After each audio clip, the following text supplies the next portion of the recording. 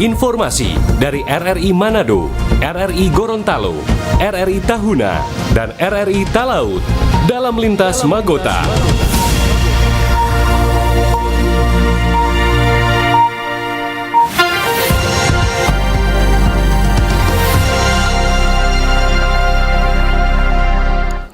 Pukul 17 waktu Indonesia Tengah, Radio Republik Indonesia dengan berita Magota, Manado, Gorontalo, Tahuna, dan Talaut.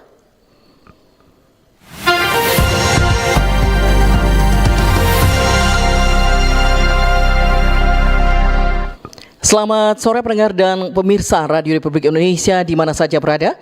Kita berjumpa kembali dalam Lintas Magota bersama saya Ike Darsono Mamuaya. Kita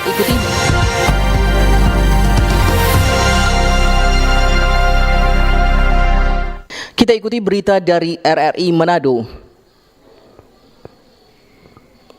Ornamen-ornamen Natal mulai menghiasi kota Manado sehubungan dengan tradisi menghiasi rumah, gedung pertokoan, dan ruang publik kota menjadi kebiasaan sejak lama dari masyarakat Manado yang mayoritas adalah beragama Nasrani. Ornamen-ornamen Natal mulai menghiasi kota Manado sehubungan dengan tradisi menghiasi rumah gedung pertokoan dan ruang publik kota menjadi kebiasaan sejak lama. Peluang tradisi ini pun pemerintah Manado melaunching Christmas Market berpusat di Jalan Tikala sebagai tanda perayaan Natal di Manado sudah mulai dilaksanakan. Koordinator Tikala Food Fest dan Direktur Eksekutif Manado Tourism Board Felix Pelenewen mengatakan kegiatan yang digagas pemerintah kota Manado sebagai bagian menyemarakan Natal tahun ini dilaksanakan di tempat terbuka agar masyarakat bisa menikmati keindahan ornamen Natal yang selalu hadir di setiap setahun sekali. Jadi Christmas Market ini tujuannya adalah sebenarnya untuk kedamaian dan sukacita Natal bersatu. Nah, pemerintah kota menggagas kegiatan ini dalam rangka bulan Natal, bulan Desember ya, dan kita merayakan bersama-sama karena kita kota toleransi, jadi Christmas Market ini terbuka untuk semua. Sementara itu Julius Ohlers, asisten 1 Pemkot Manado mengatakan UMKM daerah dilibatkan di spot-spot Natal agar pelaku usaha ini bisa lebih meningkatkan usaha mereka. Memberikan kepada Bapak Ibu kita kasih tepuk tangan untuk Harmony Project.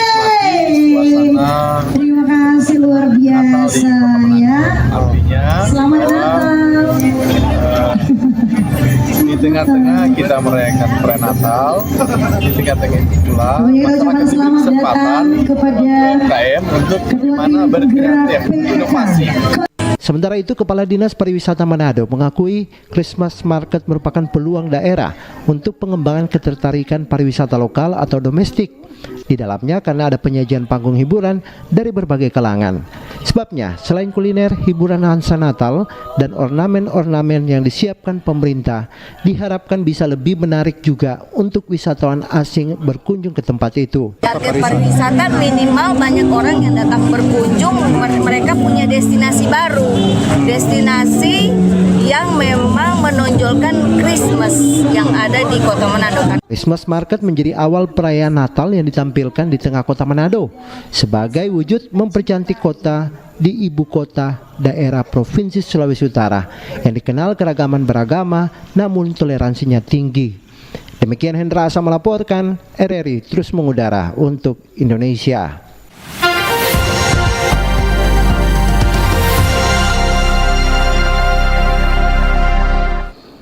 Kita ikuti berita dari RRI Gorontalo.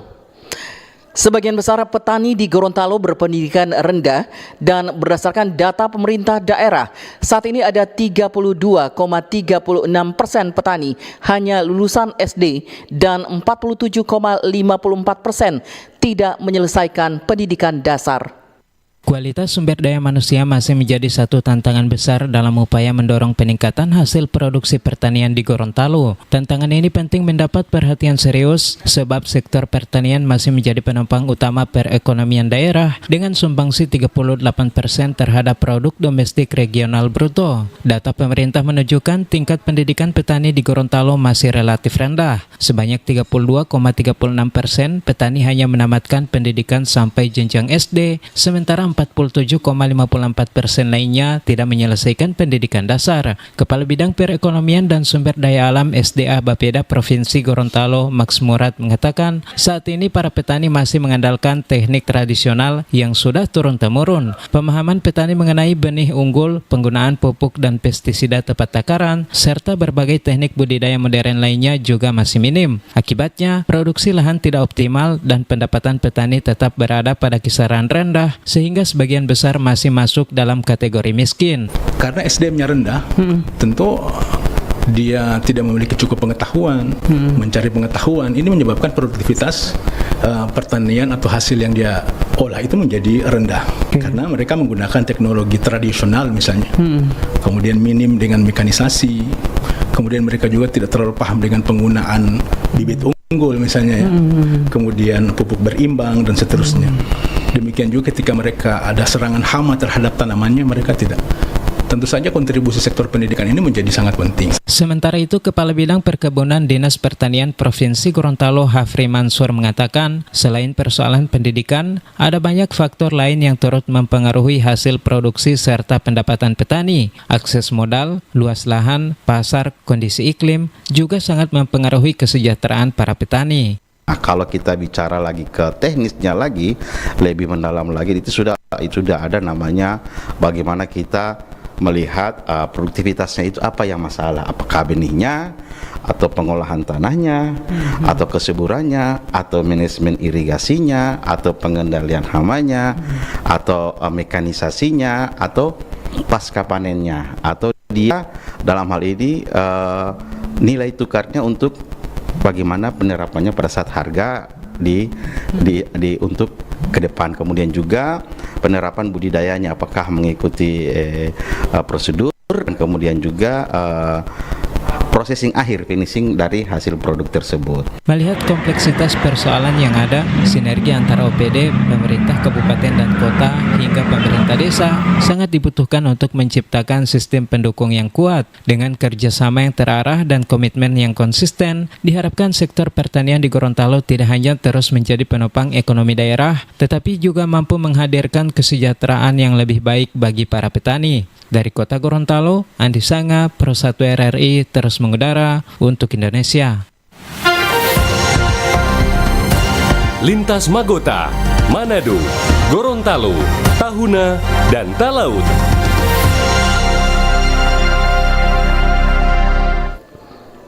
Pendengar dan pemirsa, selanjutnya kita ikuti berita dari RRI Tahuna. Dinas Sosial Daerah dan Forum Disabilitas Sangihe melaksanakan kegiatan gelar karya disabilitas dipusatkan di halaman kantor Dinas Sosial. Dinas Sosial Daerah dan Forum Disabilitas Sangihe kolaborasi gelar karya disabilitas dalam rangka peringatan Hari Disabilitas Internasional. Kegiatan karya disabilitas yang dipusatkan di halaman kantor Dinas Sosial Daerah merupakan kegiatan perdana sebagai wadah aktualisasi kaum disabilitas dalam kontribusi bersama pemerintah daerah. Sekretaris Daerah Kepulauan Sangihe Melangton Harry Wolf saat menyampaikan sambutan mengapresiasi atas terselenggaranya kegiatan tersebut. Menurut Sekdak, karya disabilitas diharapkan berkesinambungan ke depan sejalan dengan program pemerintah daerah. Bersama perangkat daerah teknis lainnya kiranya akan bersinergi demi memberikan kepedulian dan layanan bagi disabilitas. Atas nama pemerintah Kabupaten Kepulauan Sangihe, atas nama Pak Bupati dan Pak Wakil Bupati, kami menyampaikan apresiasi dan terima kasih yang tulus atas peran serta dari teman-teman Forum Disabilitas Sangihe dan juga tentunya Pemarkarsa yang memfasilitasi kegiatan ini, Pak Kadis Sosial bersama jajaran. Pada prinsipnya pemerintah daerah betul-betul sangat apresiasi dan menghargai setiap langkah tindak yang dilaksanakan oleh setiap jajaran pemerintahan maupun dalam rangkaian supporting dari unsur-unsur terkait lainnya.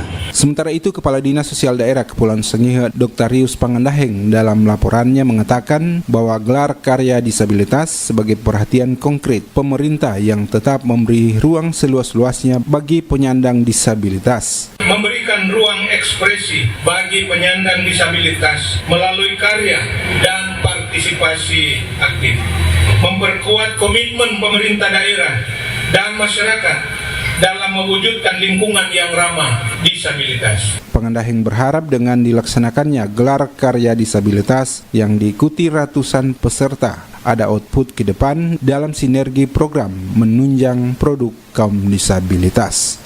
Anton Lahaube melaporkan.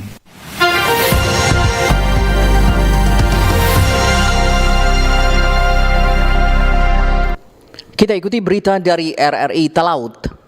Pada momentum Safari Natal, Pemkab Talaut salurkan sejumlah bantuan kepada masyarakat. Bupati Kepulauan Talaut Weli Tita didampingi Ketua TP PKK Nyonya Henity Tahong Wijoyo bersama delegasi Forkopimda, pejabat Pemda, staf khusus Bupati, Kalapas Lirung Wesley Silalahi, pemerintah kecamatan, Ketua Umum Sinode Germita Pendeta Arnold Apolos Abbas, Gembala GPD Robot Lirung, serta tokoh agama, adat dan masyarakat melaksanakan Safari Natal Kecamatan Lirung. Kegiatan ini dipusatkan di Lembaga Pemasyarakatan Lapas Kelas 3 Lirung, Selasa 2 Desember 2025. Melalui momentum Natal tersebut, Bupati dalam sambutannya mengajak semua untuk bergandengan tangan dan menjaga kerukunan demi membangun Talaut yang rukun, aman, dan damai. Dalam Natal ini supaya ada perubahan.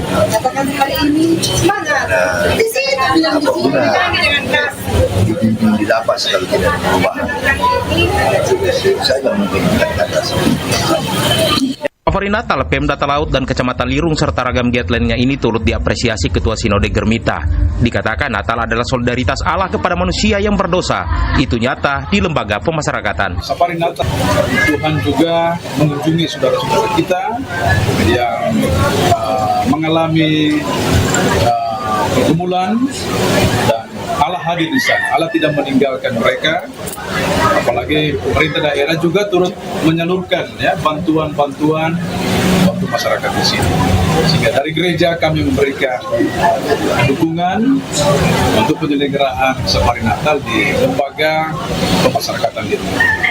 Hal senada juga disampaikan Kalapas Kelas 3 Lirung.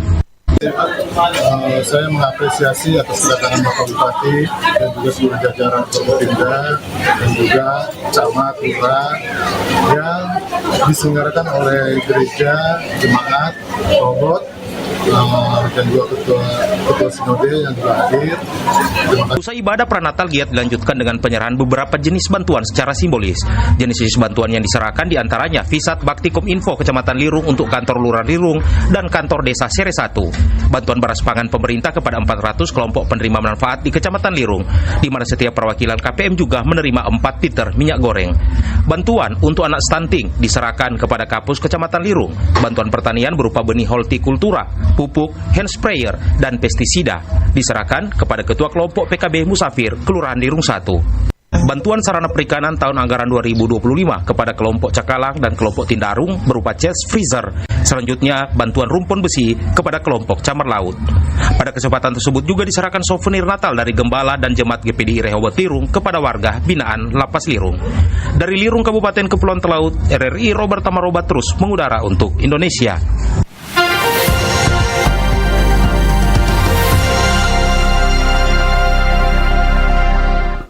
Dan sekian lintas berita Magota untuk hari ini, Rabu 3 Desember 2025.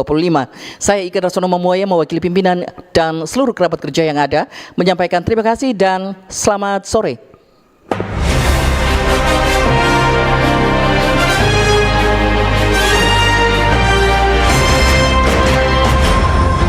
Demikian informasi dari RRI Manado, RRI Gorontalo, RRI Tahuna, dan RRI Talaut dalam lintas Magota.